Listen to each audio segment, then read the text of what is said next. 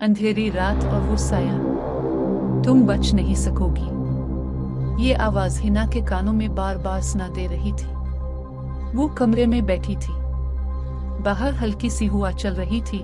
वो डरते हुए दरवाजे की तरफ बार बार देख रही थी कि वो चिंकी। इस वक्त इसके फोन पर एक गुमनाम नंबर से मैसेज आया, अगर तुमने दरवाजा खोला वापस कभी नहीं आ सकोगी।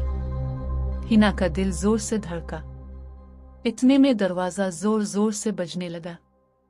हिना ने डरते हुए दरवाजा खोला। सामने सिर्फ अंधेरा था।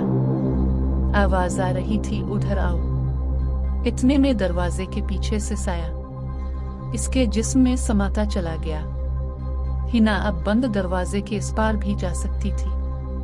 दुनिया के सामने वो हिना थी, लेकिन वो सिर्फ एक साया थी जो अब किसी और का दरवाजा खुलने का इंतजार करती रहती थी।